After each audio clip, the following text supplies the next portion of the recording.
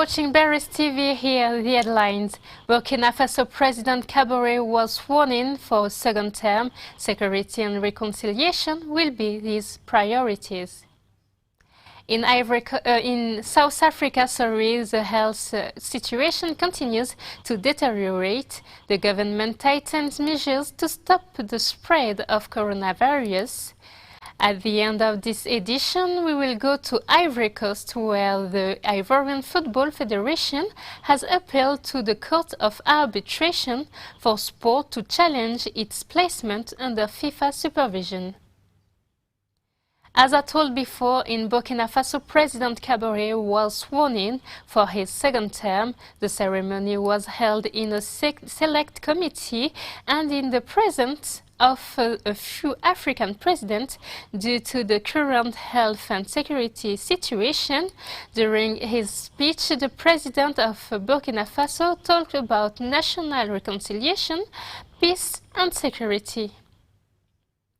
In Niger, democratic transition is underway after a calm vote. Nigerians are waiting for the first results, which could be known by Wednesday, according to the CENI, although some opposition supporters are contesting the vote. South Africa goes to level 3 of its lockdown, a decision formalized by President Cyril Ramaphosa in an address to the nation.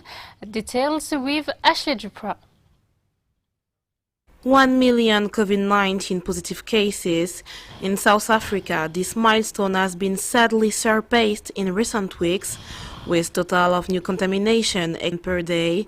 In an attempt to reverse the trend, the government has announced the tightening of health measures. On the recommendation of the National Coronavirus Command Council and after consultation with provinces and our metro mayors, the Cabinet met this morning and has decided to put the country on an adjusted level 3 from level 1, with immediate effect from midnight tonight. Curfew or prohibition on the sale of alcohol, those measures are not foreign to South Africans. As soon as the virus arrived in the Rainbow Nation, the population was under one of the strictest lockdowns applied in the world, prohibiting the sale of alcohol and cigarettes, among other things. But the obligation to wear a mask throughout the country seems to give hope. Like other African countries, South Africa is preparing for a mass vaccination campaign. For the time being, no date has been officialized, but the government, through the health minister, has indicated that negotiations are underway. A Moroccan delegation is visiting Israel to prepare the reopening of a Legion office a few weeks after the announcement of the normalization of relations between the two countries. In Cameroon now, authorities launch investigation into Grizzly Road accident. 37 people were dead and about 20 injured. As a reminder, during the night of Saturday to Sunday, a bus on the route of Koutaba-Yaoundé collided with a truck coming in the opposite side. According to the Ministry of Transport, 1,500 people die in road accidents every year. We end this edition with sports, especially soccer. Some news concerning Ivorian football. The federation is taking the matter to the Court of Arbitration for Sport to contest its placement under FIFA supervision, a subject of Ashley Duprat. Tension rises again between FIFA and the Ivorian Football Federation. The latter has indeed referred to the Court of Arbitration for Sport following the decision of the International Football Association.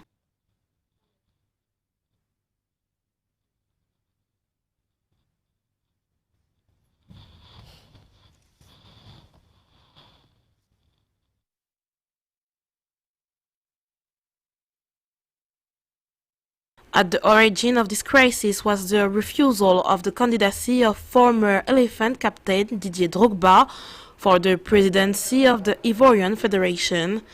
The FIFA then decided to simply block the electoral process to hear all the actors of this process. These exchanges led Gianni Infantino's body to want to create a normalization committee in order to elect a new executive committee. A new referral to CAS comes just 1 week after the one launched by the Ivorian Football Federation to relaunch its electoral process. It must be said that since the death of Augustin Sidi Diallo, the presidency of the federation is vacant.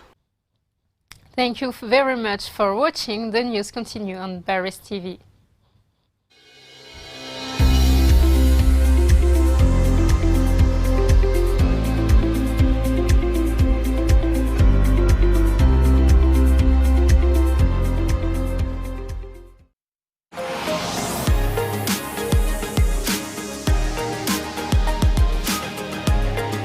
Paris TV, l'échange de l'Afrique avec le monde.